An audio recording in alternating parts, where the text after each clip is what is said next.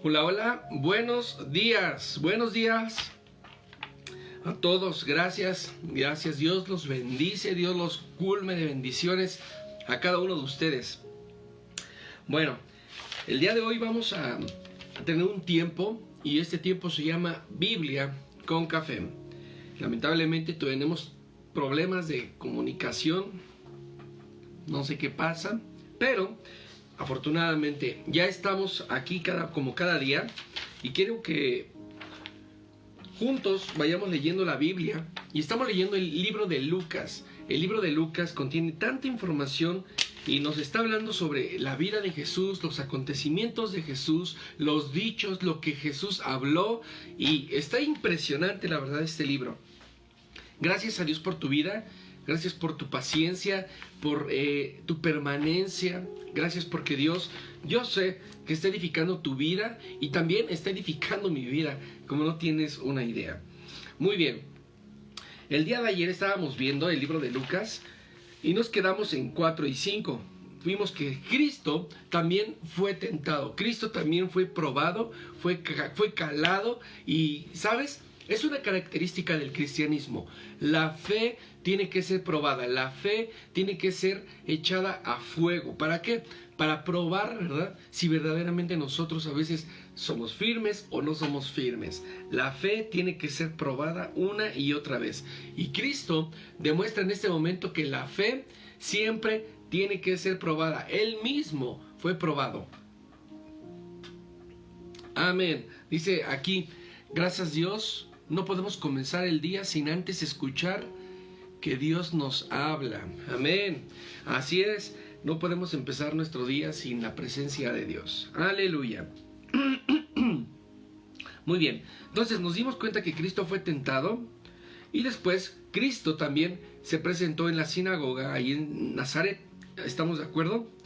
Y empezó a hacer milagros, empezó a hacer sanidades, empezó a hacer cosas que nadie había hecho, ni los sacerdotes, ni los hombres de ese tiempo, ni los sabios. Nadie había hecho lo que Jesús hasta este momento estaba empezando a hacer. Él estaba sanando a los hombres, Él estaba empezando a expulsar demonios. Dice la palabra en el Lucas 5 que de repente también estaban los pescadores y vino la pesca milagrosa y estos hombres que no habían pescado nada fueron empezados a mover por la dirección de Jesucristo. Y entonces los que no habían pescado empezaron a pescar, empezaron a echar todo en sus barcas y la barca casi se rompe. Aleluya. Y hasta ahí nos quedamos en el libro de Lucas capítulo 5. Y pues muy bien, hoy vamos a abordar Lucas 6 y Lucas 7. Ponte listo, abróchate los cinturones, vamos a orar. Señor, te damos gracias, Padre, que tu Espíritu Santo, Señor, nos dirija, que tu Espíritu Santo, Señor, ministre nuestras mañanas, nuestros días, a través de tu palabra, a través, Señor, de lo que tú tienes preparado para cada uno de nosotros. Te damos toda la gloria y te damos toda la honra, en el nombre de Jesús. Amén. Muy bien. Quiero pedirte que si te es posible que vayas anotando, anotes. Si te es posible subrayar, subraya también. O si te es posible también acompañarte de libros, acompáñate de libros. Es importante que cada día nos alimentemos de lo que es la palabra de Dios. Para algunos la Biblia es más que suficiente y la pueden ir subrayando y con eso ya recuerdan y tienen todo en mente. Para otros es necesario, como para mí, apoyarme de otros libros. Este libro se llama Introducción a la Biblia.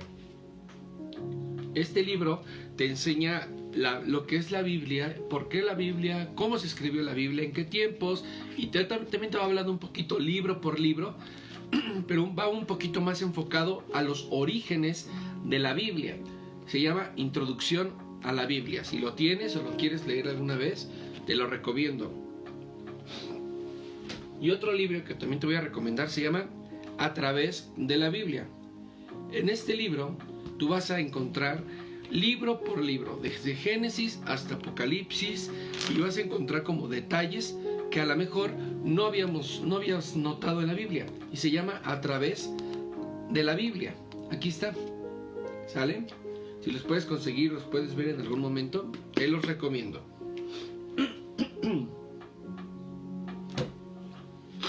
Bien, pues vamos a comenzar con Lucas 6, en el nombre de Jesús.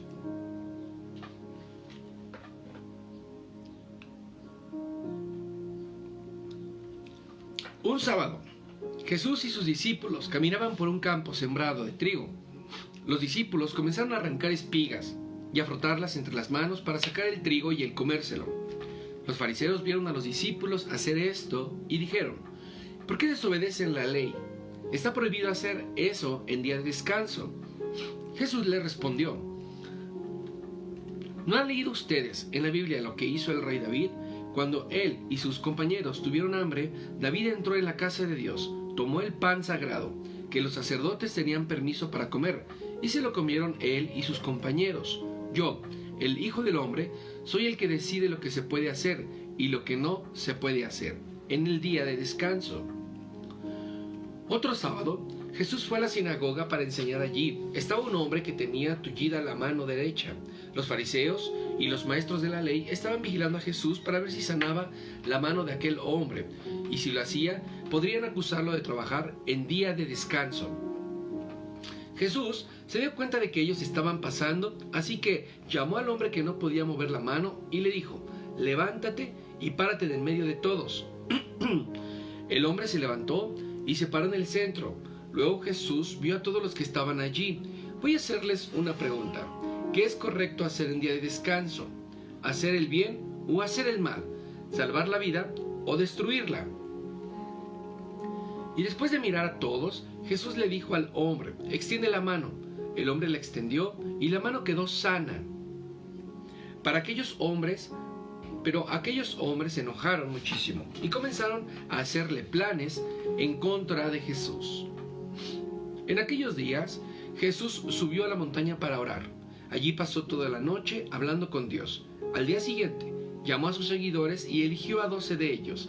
A estos 12 Jesús los llamó apóstoles. Ellos eran Simón, a quien llamó Pedro, y su hermano Andrés, Santiago, Juan, Felipe Bartolomé, Mateo y Tomás, Santiago hijo de Alfeo, y Simón, que era el miembro del partido de los patriotas, Judas, el hijo de Santiago, y Judas Iscariote, el que después traicionó a Jesús. Jesús y los 12 apóstoles bajaron de la montaña y se fueron a la llanura. Allí se había reunido con muchos de sus seguidores. También estaban allí muchas personas de la región de Judea, de Jerusalén y de las regiones de Tiro y de Sidón. Habían llegado para que Jesús los escuchara y los sanara de sus enfermedades. Los que tenían espíritus malos también quedaron sanos. Todos querían tocar a Jesús porque sabían que el poder que salía de él los sanaría. Jesús miró fijamente a sus discípulos y les dijo lo siguiente: Dios te bendecirá a ustedes, los bendecirá a ustedes, los que son padres, porque el reino de Dios les pertenece. Dios los bendecirá a ustedes, los que son pobres, porque el reino de Dios les pertenece. Dios los bendecirá a ustedes, porque ahora pasan hambre, porque tendrán comida suficiente. Dios los bendecirá a ustedes, los que ahora están tristes, porque después vivirán alegres. Dios los bendecirá a ustedes cuando la gente los odie o los insulte, o cuando sean rechazados y nadie quiera convivir con ustedes. La gente los tratará así solo porque me obedecen a mí, el Hijo del Hombre. Siéntanse felices, salten de alegría, porque Dios ya les tiene preparados un premio muy grande. Hace mucho tiempo su propia gente también trató mal a los profetas. Jesús miró a los otros y les dijo: ¿qué mal les va a ir a ustedes, los que son ricos, los que ahora viven cómodos y tranquilos? ¿Qué mal les va a ir a ustedes, los que tienen mucho que comer, porque pasarán hambre? ¿Qué mal les va a ir a ustedes, los que ahora ríen, porque sabrán lo que es llorar y estar tristes? Qué mal les va a ir a ustedes, los que siempre reciben halagos. Hace mucho tiempo, su propia gente también halagó a los profetas mentirosos. Escuchen bien lo que tengo que decirles. Amen a sus enemigos y traten bien a los que los maltraten. A quienes los insulten, responden con buenas obras, con buenas palabras. Si alguien los rechaza, oren por esas personas. Si alguien les da una bofetada en una mejilla, pídanle que les peguen en la otra. Si alguien quiere quitarles el abrigo, dejen que también se lleve la camisa. Si alguien les pide algo, déjenselo. Si alguien les quita algo, no le pidan que se los devuelva. Traten a los demás como les gusta que los demás los trataran a ustedes. Si solo aman a la gente que los ama, no hacen nada extraordinario. Hasta los pecadores hacen eso.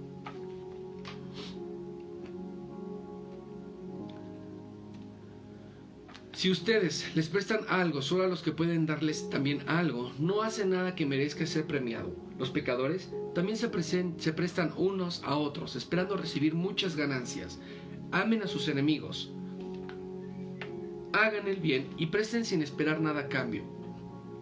Si lo hacen, el Dios Altísimo les dará un gran premio y serán sus hijos. Dios es bueno hasta con la gente mala y desgraciada. Ustedes deben de ser compasivos con todas las personas, así como Dios, su Padre, es compasivo con todos. Jesús también les dijo, no se conviertan en jueces de los demás, y Dios no los juzgará a ustedes. No sean duros con los demás, y Dios no será duro con ustedes. Perdonen a los demás, y Dios los perdonará a ustedes.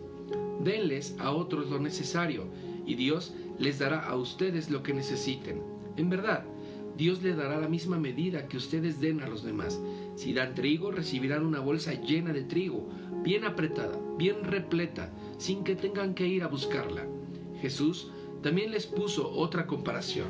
Un ciego no puede guiar a otro ciego, porque los dos caerían en el mismo hueco. El alumno no sabe más que su maestro, pero cuando termine sus estudios sabrá lo mismo que él. ¿Por qué te fijas en lo malo que hacen los otros? ¿No te das cuenta de las muchas cosas malas que haces tú? Es como si te fijaras en el ojo de alguien que hay una basurita y no te dieras cuenta que en el tuyo hay una rama. ¿Cómo te atreves a decirle al otro, déjame sacarte la basurita que tienes en el ojo, si en el tuyo tienes una rama?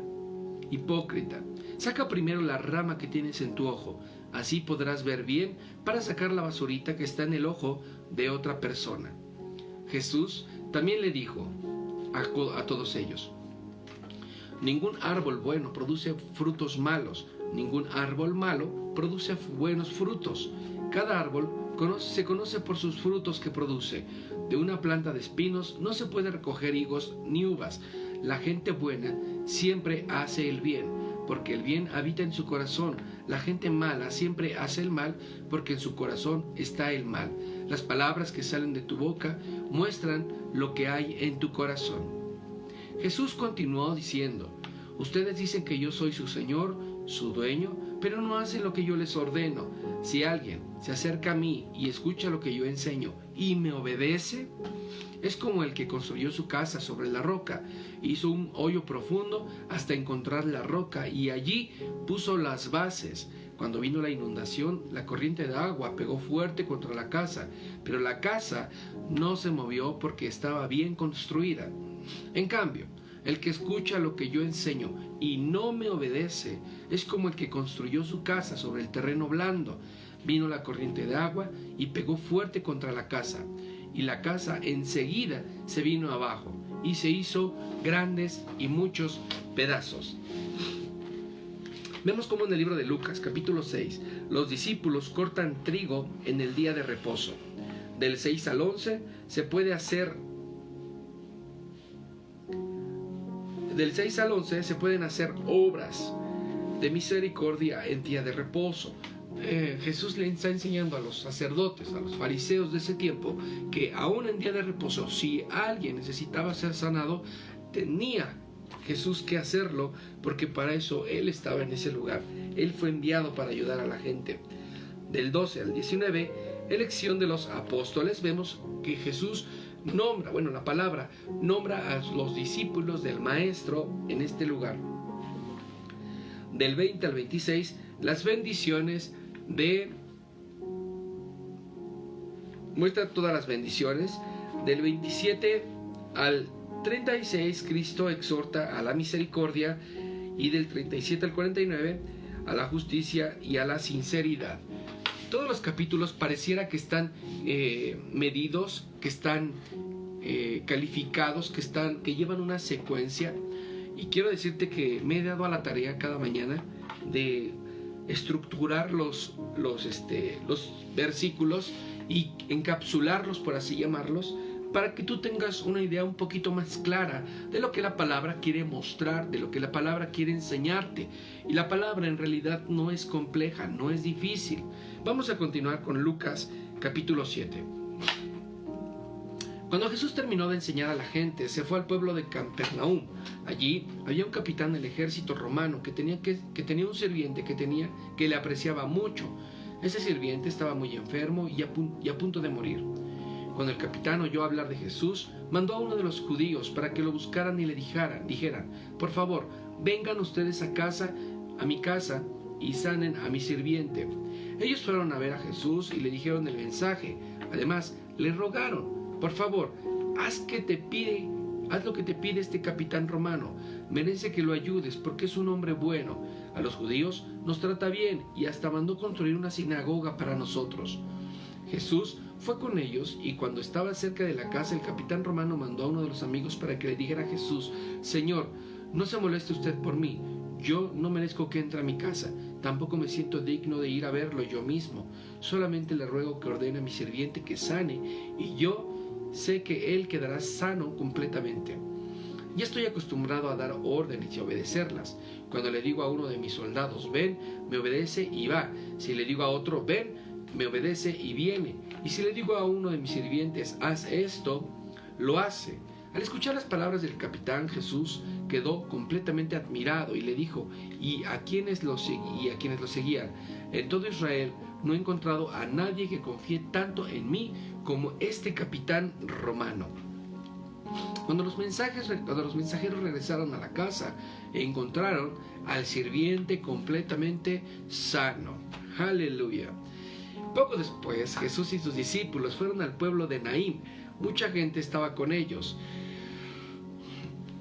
Cuando llegaron a la entrada del pueblo, vieron a unos hombres que llevaban al enterrar a un muchacho. El muerto era el único hijo de la viuda. Mucha gente del pueblo la acompañaba. Cuando Jesús la vio, sintió compasión por ella y le dijo: no llores.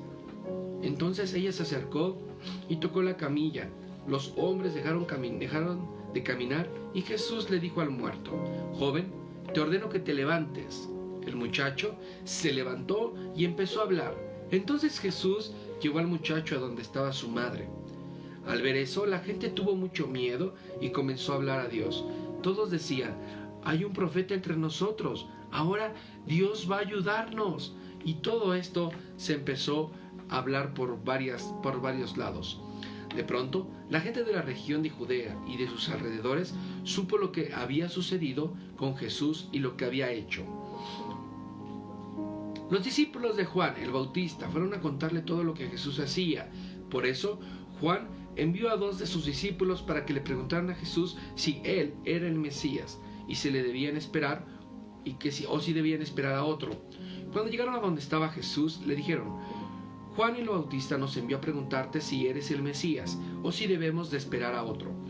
En ese momento, Jesús sanó a los muchachos que estaban enfermos y que sufrían mucho. También sanó a los que tenían espíritus malos, y a muchos ciegos les devolvió la vista. Luego le respondió a los hombres: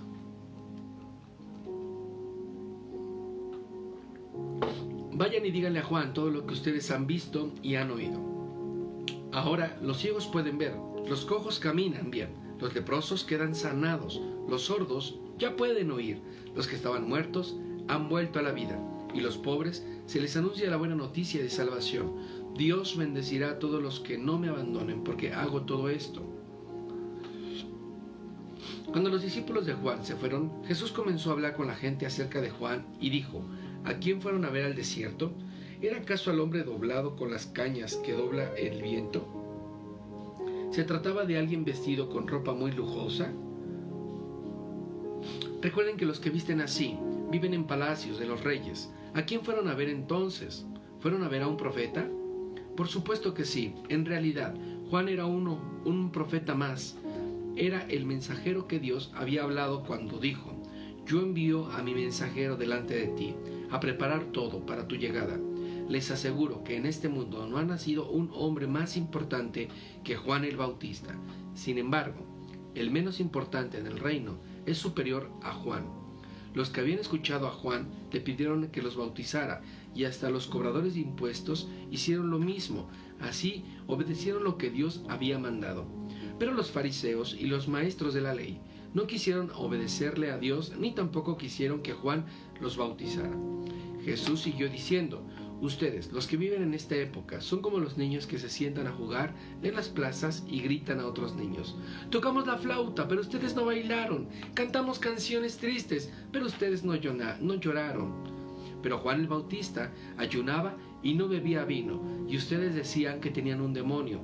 Luego vine yo, el Hijo del Hombre, como y bebo, y ustedes dicen que soy un glotón y un borrachón, que soy amigo de la gente mala y de los que cobran impuestos para Roma. Pero recuerden que la sabiduría de Dios se prueba por sus resultados. Un fariseo llamado Simón invitó a Jesús a comer a su casa. Jesús aceptó y se sentó en la mesa. Una mujer de mala fama, que vivía en aquel pueblo, supo que Jesús estaba comiendo en la casa de Simón. Tomó entonces un frasco de perfume muy fino y fue a ver a Jesús. La mujer entró y se arrodilló detrás de Jesús, y tanto lloraba que sus lágrimas caían sobre los pies de Jesús. Después los secó sus pies con sus propios cabellos, y los besó y les puso el perfume que ésta llevaba. Al ver esto, Simón pensó: si de veras este fuera profeta, sabría lo que está tocando esta mujer de mala fama. Jesús le dijo: Simón, tengo algo que decirte. Te escucho, maestro, dijo él.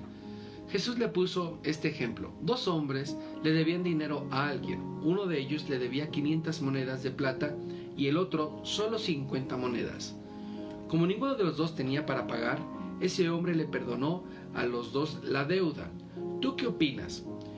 ¿Cuál de los dos estará más agradecido con este hombre? Simón contestó: el que debía más. Muy bien, dijo Jesús. Luego miró a la mujer y le dijo a Simón: ¿ves a esta mujer? Cuando entré en tu casa, tú no me diste agua para lavarme los pies. Ella, en cambio, me los ha lavado con sus lágrimas y los ha secado con sus cabellos. Tú no me saludaste con un beso. Ella, en cambio, desde que llegué a tu casa, no ha dejado de besarme los pies. Tú no me pusiste aceite sobre la cabeza. Ella, en cambio, me ha perfumado los pies. Me ama mucho porque sabe que son muchos sus pecados, ya están perdonados. En cambio, al que se le perdona pocos pecados, ama poco. Después Jesús le dijo a la mujer: tus pecados están perdonados. Los otros invitados comenzaron a preguntarse: ¿cómo se atreve este a perdonar sus pecados? Pero Jesús le dijo a la mujer: tú confías en mí y por eso te has salvado. Vete tranquila. ¿Sabes? Estamos viendo a un Jesús pacífico, a un Jesús que sabe lo que está hablando, hablando y lo está hablando con poder. Jesús es quien está manifestando la obra poderosa de Dios aquí en la tierra. Del 1 al 10 del capítulo 7 vemos la sanidad del siervo del centurión. Aquel siervo del centurión, un romano, alguien que estaba acostumbrado a recibir, a dar órdenes, a estar moviéndose bajo palabras de autoridad. Él estaba esperando una palabra de autoridad que viniera de Jesús para que este siervo fuera sano. Y por eso envió a sus sirvientes. ¿Para qué? Para que Jesús ordenara sanidad, y así fue como aconteció. Del 11 al 18, la resurrección del hijo de la viuda. estábamos viendo esta mujer que estaba llorando y todos estaban observando cómo este jovencito ya estaba muerto, ya estaba en el lecho, yo me imagino, a punto de llevarlo a enterrar, pero las palabras de poder que estaban saliendo de la boca de Jesucristo hizo que este joven se levantara y cambiara el rumbo de estas escrituras. Del 19 al 35, la pregunta de Juan el Bautista sobre Jesús. Jesús es cuestionado en este momento sobre si él era el Mesías, y al Jesús evidenciar a través de milagros, a través de las obras, de la resurrección, de la sanidad, de resucitar a este joven, de las obras que toda la gente estaba observando, entonces era evidente que él era el Mesías, porque la palabra se estaba empezando a cumplir. Iba a ser enviado uno antes que Jesús, y su nombre era Juan el Bautista. El propósito de Juan era anunciar la llegada del Mesías, y cuando llega Jesús, entonces las cosas empiezan a tomar sentido y empieza toda la obra de Jesucristo y su ministerio a obrar con poder aquí en la tierra. Y empieza a hacer seguidores sin Facebook, sin Instagram, sin Twitter, sin WhatsApp, sin nada de esto. Empieza él a hacer seguidores de una manera impresionante. Bueno, hasta los sacerdotes seguían a Jesús. Ahora, del 36 al 50, Cristo es el ungido en la casa del fenicio. Y la parábola de los deudores. Vemos a aquella mujer apasionada por Jesucristo que rocea, ¿verdad? Dice la palabra que su perfume era sobre sus pies y los lava. Las lágrimas no paraban de salir de sus ojos, pues ella tenía un espíritu de remordimiento porque sabía que no era una mujer correcta.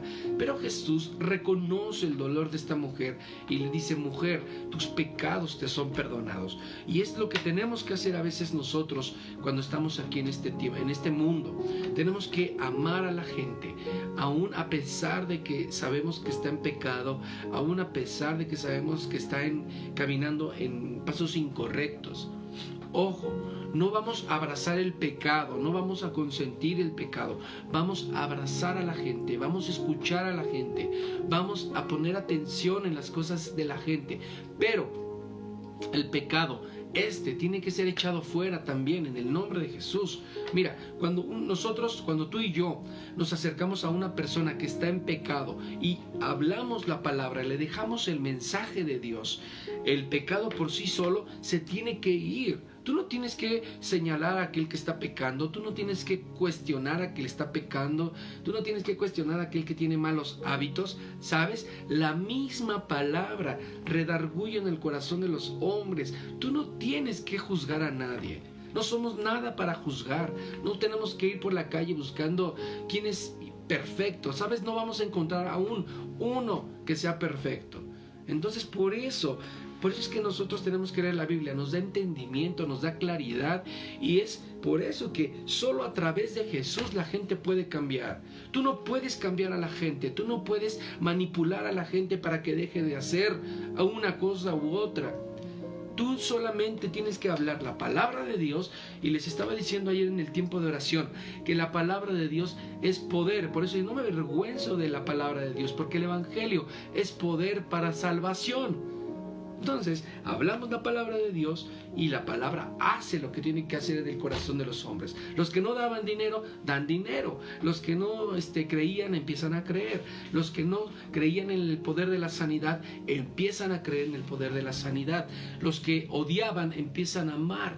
Y así empieza a haber una reacción poderosa cuando tú y yo hablamos la palabra de Dios. Pero bueno, wow. A mí me encanta la perspectiva desde el libro de Lucas, porque Lucas manifiesta a un Jesús que anda entre publicanos, entre pecadores, entre fariseos, entre la gente que no era, entre leprosos. Jesús, en el libro de Lucas, tú lo vas a ver moviéndose entre la gente que no era digna, según los fariseos, los sacerdotes. Jesús se mueve entre la sociedad y anda abrazando a todo mundo y haciendo compañerismo. La gente lo busca porque ese es el verdadero evangelio. El evangelio que alcanza a aquellos que no tienen acceso, porque piensan los sacerdotes que no tienen derecho por ser inmundos y pecadores. Jesús piensa lo contrario. Lucas, Es el único evangelio que registra algunos incidentes de la vida de Jesús de niño, ¿sabes? Vamos adelante a ver que este libro se caracteriza porque es el único evangelio que habla de la niñez de Jesús. Es el único que menciona acerca de que Jesús fue niño. Ahora, lo hace para dar énfasis en la humanidad y exponerlo como la simiente de la mujer. Recordemos que en este momento, en el libro de Génesis, Dios le advierte a la serpiente, le advierte a Satanás que Jesús iba a venir de una mujer y que esta mujer, el niño que iba a nacer, le iba a pisotear y le iba a avergonzar. Que este nombre o este niño, el nombre de este niño se llama Jesús. Y por eso Lucas hace un énfasis precioso, completo y poderoso para cerrar con esta profecía, para cerrar con esta connotación y recordarle al enemigo que aquello que había mencionado miles de años atrás, hoy se estaba cumpliendo con el nacimiento de Jesús. Y la niñez de Jesús también dice la palabra que aún siendo hijo de Dios, creció de manera natural. Al momento Lucas de exponer que Jesús fue niño, de que caminó, de que corrió, de que estuvo en la sinagoga con los maestros y que creció, dice la palabra que estaba manifestando que Jesús fue un hombre normal, fue un niño normal, que creció como todos los niños, jugó, aprendió, se desarrolló. Yo imagino que se ensució, correteó, yo imagino que también se fue a las maquinitas. No es cierto, eso no. Pero yo imagino que Jesús y el Evangelio de Lucas nos manifiesta a un niño normal completamente, con la característica de que ya tenía un propósito. Demuestra que desde niño Jesús tenía el conocimiento de su propósito y el conocimiento de su misión divina. Jesús aún desde niño ya tenía un propósito, pues por eso se juntaba con los maestros de la ley. Jesús tenía memorizada la palabra de Dios, tenía memorizada el Pentateuco, el libro de Levítico, el libro de Números, Deuteronomio, Génesis. El libro, cada uno de estos estaba en su mente, pues eran los libros que en ese momento se estaban estudiando. El libro de Isaías, y empezó todos estos libros del Antiguo Testamento, Jesús los estaba conociendo, y esto lo empezó a hacer desde niño. Aleluya. Y por último, Mateo muestra la genealogía de Jesús, ¿verdad? ¿Sí o no? Y lo muestra desde el ángulo de la genealogía como de su papá, de José. Y Lucas nos muestra la genealogía desde el ángulo de María. Hay una gran diferencia y hay una gran connotación que el día de mañana les voy a explicar. ¿Por qué en el libro de Mateo se muestra la genealogía desde el ángulo de José? ¿Y por qué en el libro de Lucas se muestra la genealogía de Jesús desde el ángulo de María? Es algo impresionante que no te puedes perder. El día de mañana lo vamos a conversar. Dios te bendice. Mi nombre es Isaac Valdés y soy pastor de Ministerios Kairos Toluca. Esto es Biblia con Café. Les aseguro que arreglaremos esos detalles que hemos tenido o inconvenientes con el horario. Todo esto quedará solucionado el día de mañana. Prepararemos todo para que no tengamos inconvenientes y no tengamos retraso con la transmisión. No te lo puedes perder mañana a las 7 a.m. Biblia con Café. Vamos a orar. Dios, te damos gracias que tu Espíritu Santo, Señor, ministre, Señor, nuestras vidas. Queremos, Padre, que tú nos dirijas en este día, que cuides de nosotros, que protejas, Señor, nuestras vidas, como cada mañana. Queremos estar, Señor, delante de tu presencia,